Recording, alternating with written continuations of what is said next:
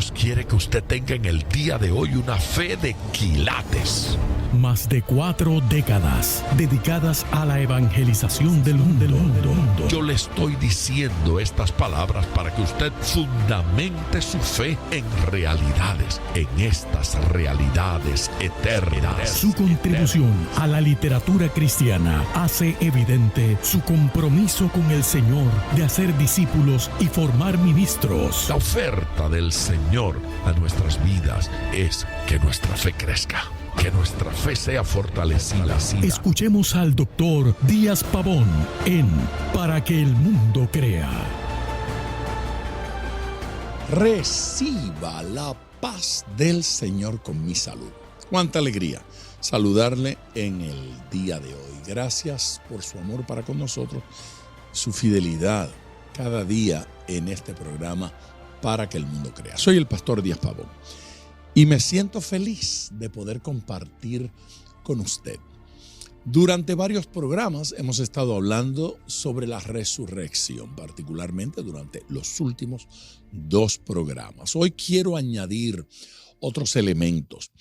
Y aunque en el pasado programa que hemos estado utilizando, la primera carta a los Corintios, en el capítulo 15, los versículos del 3 al 8, aunque en el pasado programa vimos esos últimos versículos, yo quisiera que en el día de hoy repasáramos un poquito solamente para hacer algún comentario que no hice en el programa pasado y ponernos al tanto de la línea que estamos llevando. Estamos hablando de la resurrección, su importancia, la importancia de la resurrección en nuestra experiencia cristiana y en nuestra relación con Dios.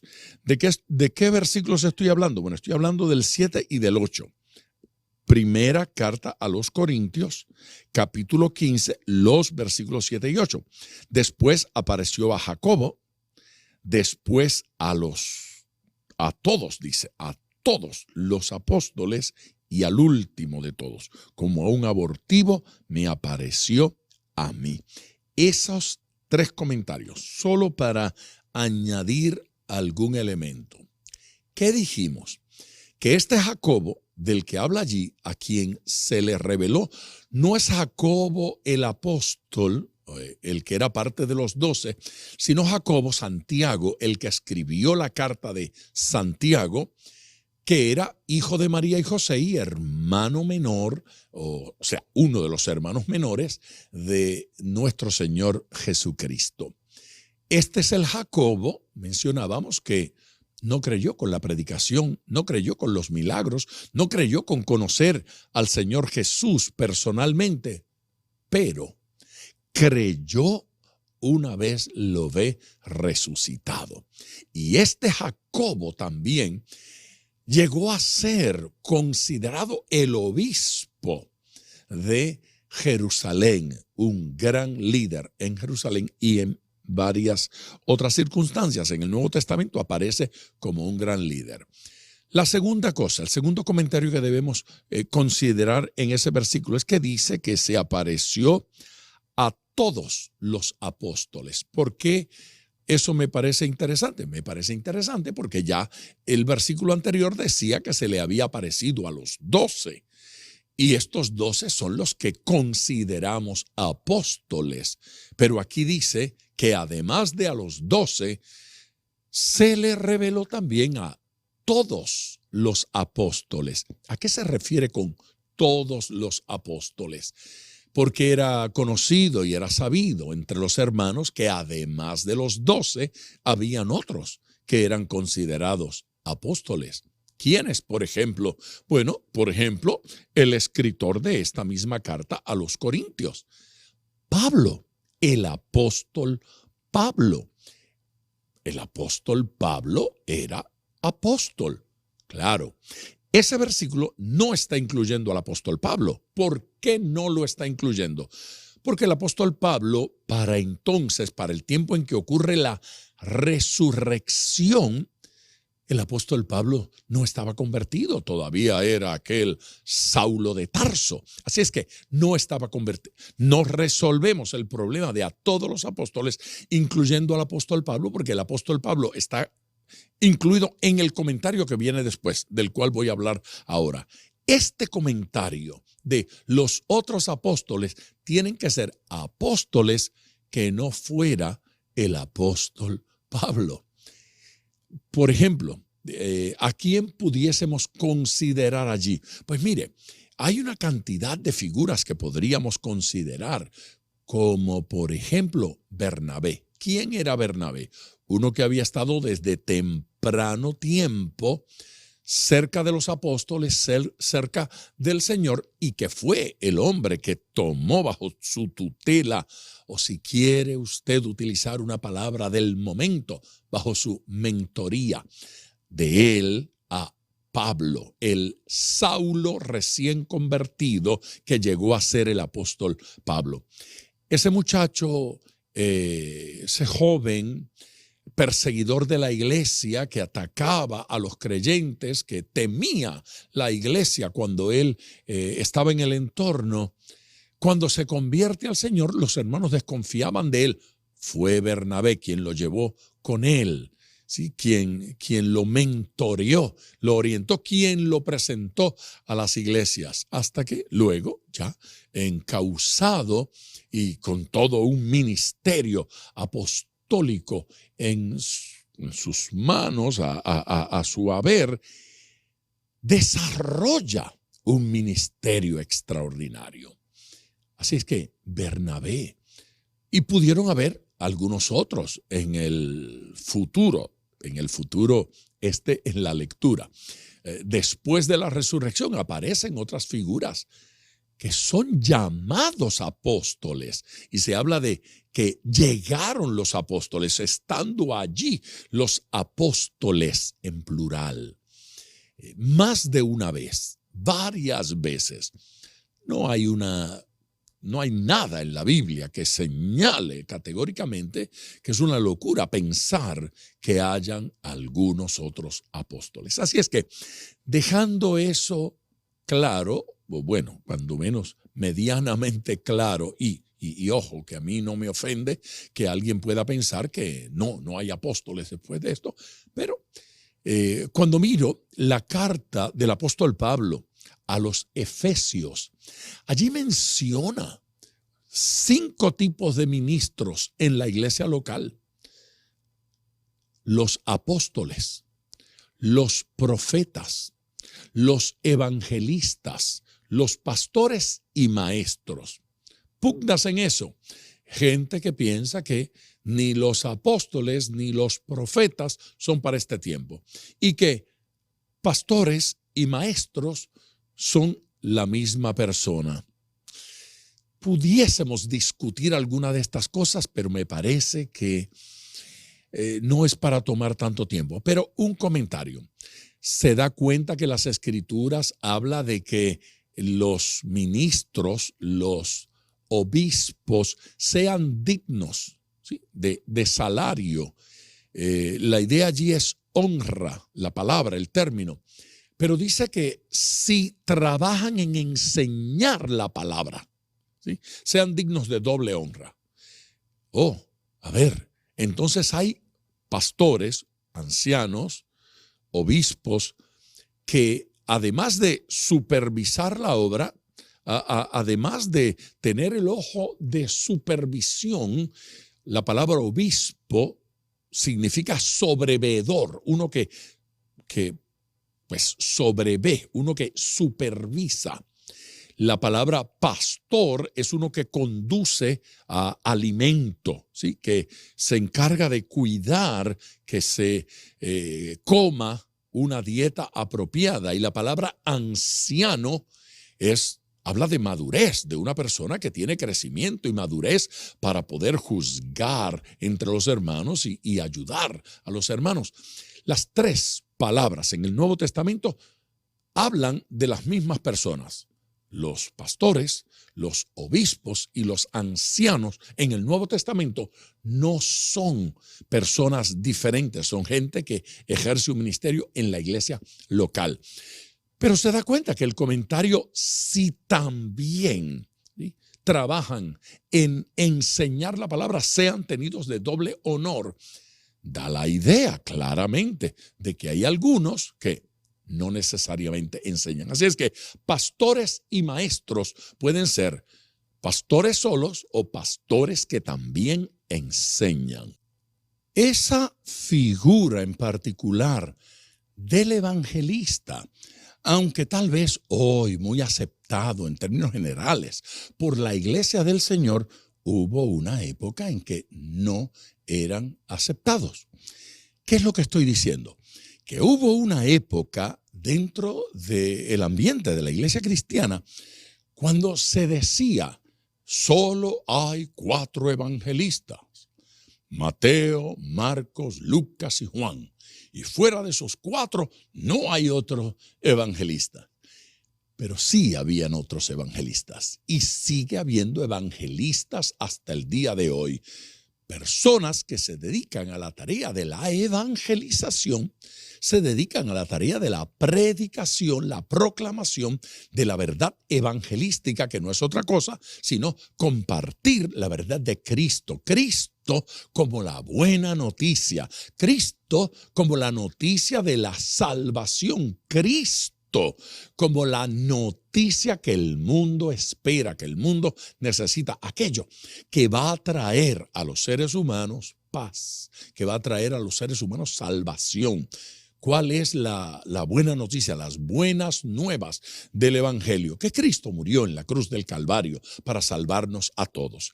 Y hay un tipo de ministerio que se dedica a proclamar ese mensaje y a refrescar la iglesia local con esa palabra. Observe usted, cuando hablamos de pastores y cuando hablamos de maestros, todo el mundo sabe cómo los pastores y los maestros bendicen a la iglesia local. Pero cuando hablamos del evangelista, entonces llegamos a creer que evangelista es persona que solo predica al inconverso.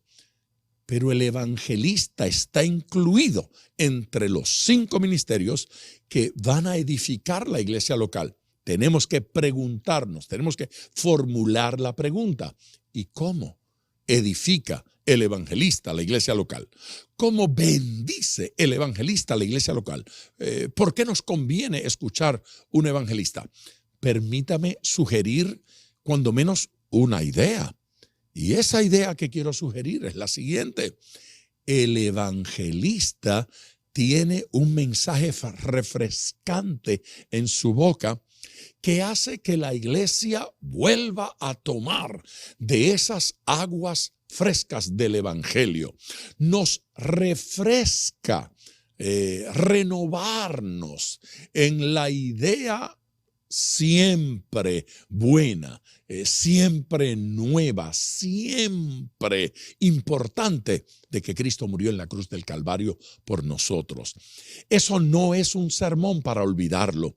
No podemos ocuparnos de las profundidades teológicas y de pronto olvidarnos de dónde salimos, ¿sí?, hacia dónde vamos, qué está haciendo el Señor con nosotros hoy y qué fue lo que hizo hace un par de milenios. El mensaje salvador es importante. Allí hay 2 figuras más. Una, la figura del profeta. Bueno, la Biblia dice que los profetas fueron hasta Juan el Bautista. Juan el Bautista muere antes de Jesús. Así es que si los profetas fueron hasta Juan el Bautista, entonces ya no hay profeta. Y algunos sostienen que ya no hay profeta. Claro, eso es cuando les conviene que dicen eso, porque cuando no les conviene, entonces dicen que la profecía es la enseñanza de la palabra y que ese tipo de profeta sí hay en el Nuevo Testamento. Bueno, entonces hay profeta en el Nuevo Testamento. Hay profeta. Hasta Juan el Bautista llegó aquel tipo de profeta antiguo testamentario. Terminó en Juan. Pero en el Nuevo Testamento encontramos otras figuras que son profetas, son señalados como profetas en el Nuevo Testamento y no podemos negar estas realidades porque estamos peleando contra la palabra de Dios. Profetas en el Nuevo Testamento, ¿qué tal de Agabo? Recuerda aquel que tomó el cinto del apóstol Pablo y se ciñó, se amarró con él y le profetizó al apóstol Pablo lo que había de sucederle y en efecto le sucedió. Agabo era un profeta de Dios, tenía revelaciones y palabras del Señor para darle a la gente. Hay otros profetas que se mencionan en el Nuevo Testamento, como por ejemplo, y este es casi ofensivo, las hijas de Felipe.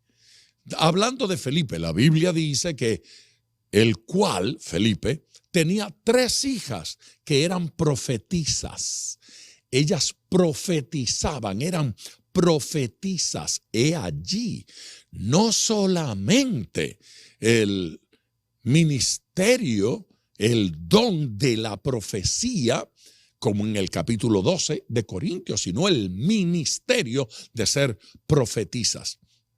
Eso sugiere un gran problema, porque no solamente profetizaban, tenían el ministerio, sino que eran mujeres. Dejemos eso allí, porque eso en cualquier otro momento nos puede causar no digo problemas, pero cuando menos ocasión de estudio y de discusión. Y en último lugar, allí también menciona la figura del apóstol. Allí están apóstoles y profetas. Esos apóstoles que menciona el apóstol Pablo en la carta a los Efesios eran parte del equipo de trabajo para la edificación de la iglesia local. Esos ministerios no son figuras del pasado, figuras históricas, sino ministerios activos localmente para la edificación de la iglesia. Cada iglesia local necesita el ministerio de estas figuras, el ministerio de estas personas. Debo ir a nuestra primera pausa. Hoy me tomó bastante tiempo ir a la primera pausa. Vamos a esa primera pausa y yo regreso ya para abundar en otro pasaje de las Escrituras, a saber, Mateo en el capítulo 28. Pero bueno, eso lo vamos a hacer cuando regresemos. No olvide usted que puede comunicarse con nosotros llamando al 305-228-9697. Vamos a la pausa. De regreso con ustedes en Para que el Mundo Crea. Estamos hablando sobre la resurrección. Les dije que quería leer otro pasaje de las Escrituras para seguir añadiendo a la importancia de la resurrección. Vimos cuántos grupos e individuos testigos de la resurrección.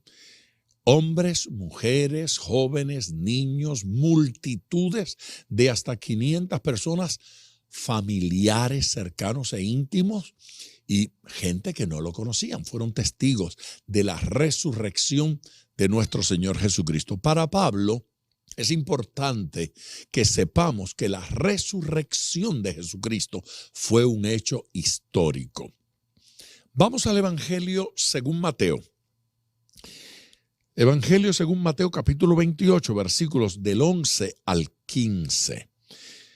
Mientras ellas iban, he aquí, unos de la guardia fueron a la ciudad y dieron aviso a los principales sacerdotes de todas las cosas que habían acontecido. Y reunidos con los ancianos y habido consejo, dieron mucho dinero a los soldados. Un alto antes de decirle para qué dieron dinero a los soldados. Lo que ha sucedido. Un grupo de mujeres llegaron a la tumba del Señor, donde el Señor debía estar. Esto ocurre el domingo temprano, donde el cuerpo del Señor debía estar, pero no estaba.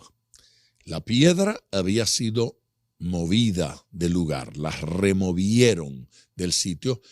Cuando dice la piedra, se refiere a una piedra enorme, circular, que pesa una eternidad, que se requiere varios hombres para moverla. Estas mujeres no eran capaces de mover esa piedra. Se requería de varios hombres para moverla. Bueno, no hubo ningún hombre que removiera la piedra que sellaba la tumba del Señor, sino que un ángel personalmente vino y allí hubo un estruendo como un terremoto. La piedra fue removida, la tumba se abrió, Jesucristo salió. Estas mujeres son testigos de la resurrección y los soldados romanos que estaban custodiando esta entrada ahora están aterrados. Ahora ellos, enemigos, ¿sí?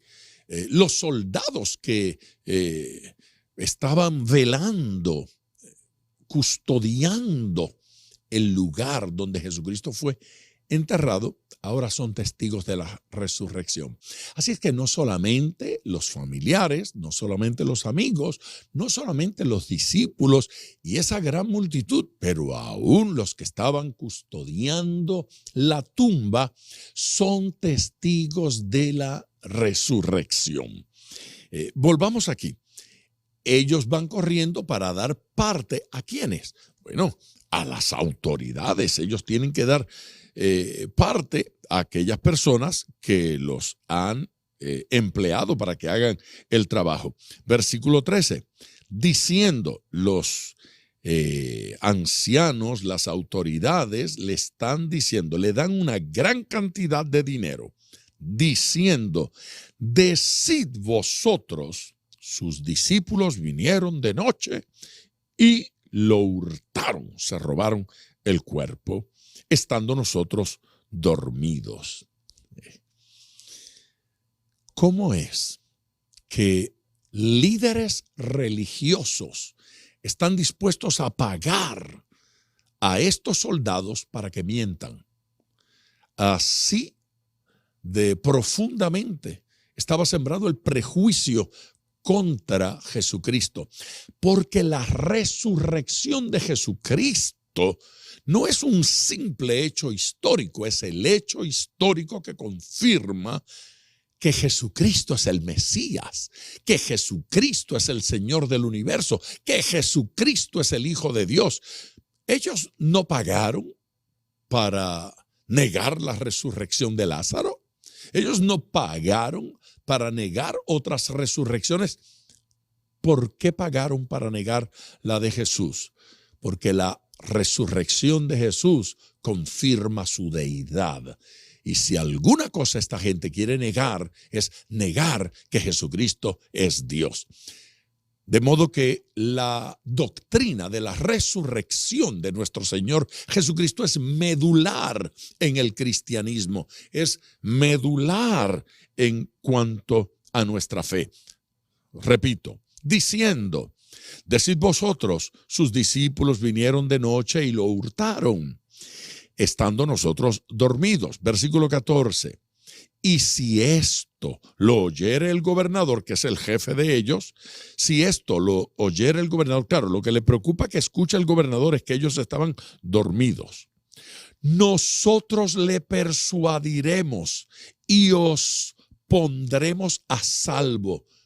Nosotros les vamos a proteger. No solamente les damos dinero, no solamente le diseñamos la mentira, también le diseñamos la coartada. ¿Qué clase de corrupción? Estos religiosos corruptos son enemigos de la resurrección de Jesucristo. Todavía los corruptos siguen siendo enemigos de la resurrección de nuestro Señor Jesucristo. Y ellos, los soldados, tomando el dinero, hicieron como se les había instruido. Aquí viene lo muy importante y clave. Este dicho, ¿qué dicho? El dicho de que los discípulos se habían robado el cadáver. Este dicho se ha divulgado entre los judíos hasta el día de hoy. nos dice Mateo en el capítulo 28 de su Evangelio. Poderosa palabra, poderoso énfasis, poderoso detalle.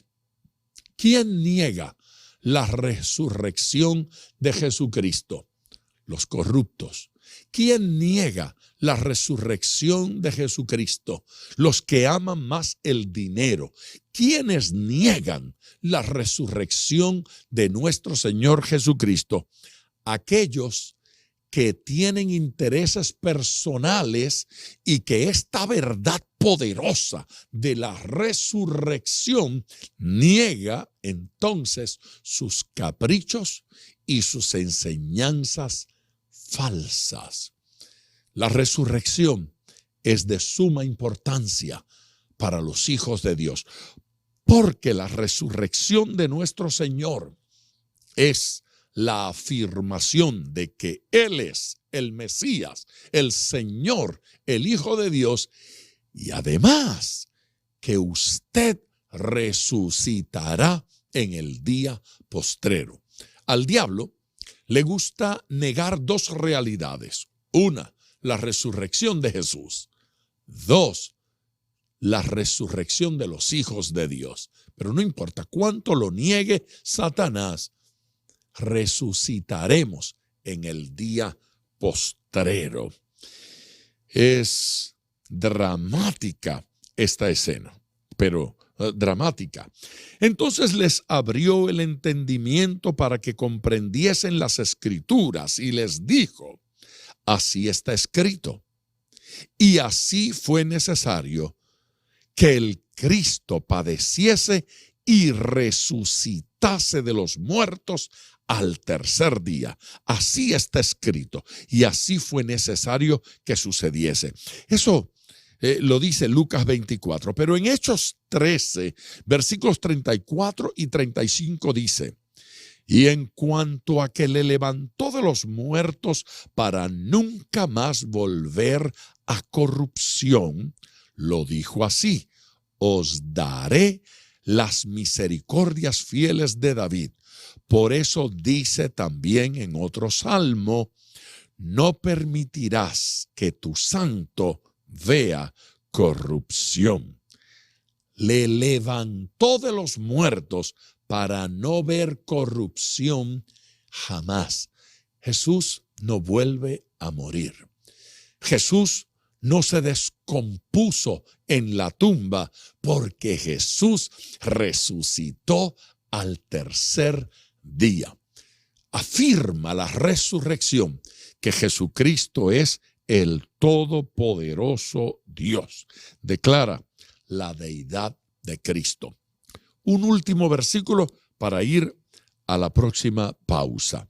Está en Hechos 13, pero ahora me refiero al versículo 33, la cual Dios ha cumplido a los hijos de ellos, a nosotros, resucitando a Jesús, como está escrito también en el Salmo 2, mi hijo eres tú, yo te he engendrado hoy. Y en Romanos capítulo 1, versículo 4 dice que fue declarado hijo de Dios con poder. Aleluya, está hablando de la resurrección. Que fue declarado hijo de Dios con poder, según el Espíritu de santidad, por la resurrección de entre los muertos. Por la resurrección de entre los muertos, Jesús fue declarado, número 1, hijo con letra mayúscula, hijo de Dios con poder, según el Espíritu de santidad. ¡Qué belleza! Y qué poderoso. Gracias a que Jesús resucitó, usted y yo sabemos que Jesucristo es el Señor. Debo ir a una pausa. Si estas palabras le provocan un deseo de acercarse al Señor y de orar, llame 305-228-9697. Con gusto quiero orar con usted. Vamos a la pausa y regreso. Gracias por seguir aquí en Para que el mundo crea. Me quedan 2 versículos para cerrar este tema de la resurrección. 2 versículos porque quiero hacer 2 declaraciones en cuanto a la resurrección de nuestro Señor. La primera de esas declaraciones, que la resurrección es una garantía de perdón de pecados. ¿Por qué digo eso? Porque observe usted lo que dice aquí la Escritura. Primera carta a los Corintios, capítulo 15, versículo 17. Y si Cristo no resucitó, vuestra fe es vana, aún estáis en vuestros pecados. A ver, si Cristo no resucitó, la fe que tenemos es vana, vana es vacía. Cristo no resucitó, nuestra fe no sirve. Cristo no resucitó, aún estamos en nuestros pecados. Por lo contrario, invierta aquí el proceso. Si Cristo en efecto resucitó, entonces nuestra fe tiene buen fundamento. Por lo tanto, ya nuestros pecados fueron limpiados. Ya nuestros pecados desaparecieron. La segunda cosa que quiero decir está basada en otro versículo. Y ese versículo está en el libro de los Hechos, capítulo 17 y versículo 31. Y es para declarar que aquí hay un aviso de juicio futuro para los que rechazan a Cristo y los que rechazan la resurrección. Por cuanto ha establecido un día en el cual juzgará al mundo con justicia, por aquel varón a quien designó, ¿cómo lo designó? Dice, dando fe a todos con haberle levantado de los muertos. Jesucristo fue levantado de los muertos por el Padre. Y esa es garantía de perdón. Pero por otro lado, es una garantía de juicio para aquellos que no creen. Vamos a la pausa final y regreso en tiempo de oración.